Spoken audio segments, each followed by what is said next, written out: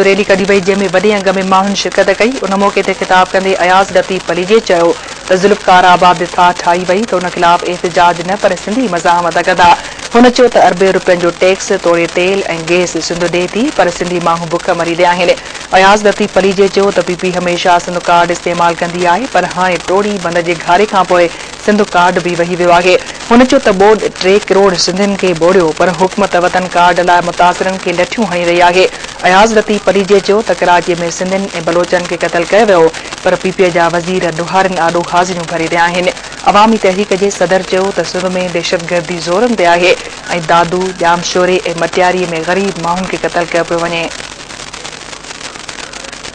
सिंध जे क़ौम परस्तनि खे गुज़ारिश थो कयां त इहे वक़्तु गॾिजण जो आहे, मोहबतनि करण जो आहे, हिक ॿिए जो हथ में ॾियण जो आहे।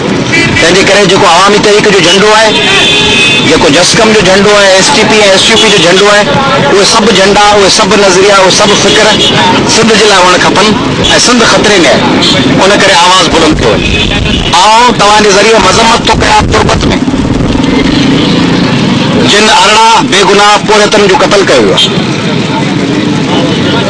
उन्हनि माण्हुनि खे मज़लूम मिस्कीन मज़दूरीअ लाइ ईरान ईंदड़ माण्हुनि खे जंहिं बेदर्दी सां मारियो वियो आहे, इहो इंसान दुश्मन इंसानियत सोज़ रवैयो आहे। मीरपुर ख़ासि जा उर्दू ॻाल्हाईंदड़ भाउरो दहशतगर्दनि ऐं ज़ालिमनि जे सफ़नि मां निकिरो, सिंध जे क़ौम परस्त ऐं तरक़ी पसंद ऐं सिंध जे हमदर्द ऐं मोहब वतन माण्हुनि जे सफ़नि में अचो।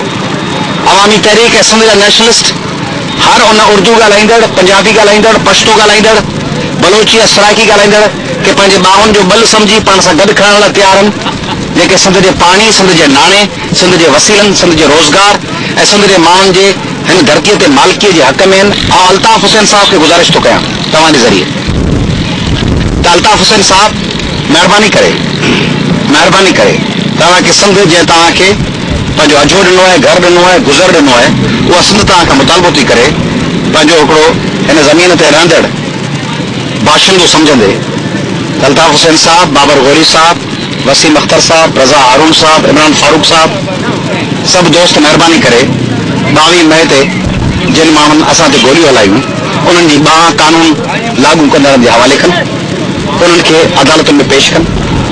जेके रणछोड़ लाइन, ली मार्केट, डेंसो हाल जे इलाइक़े जा दहशतगर्द हुआ ऐं जिन खे दिलावर कामरान मलेशिया मां अची गोलियूं हलाइण जो हुकुम ॾिनो ऐं जिन खे हिदायतूं परॾेह मां मिलियूं, उन्हनि जी ॿाह पुलिस जे हवाले कई वञे।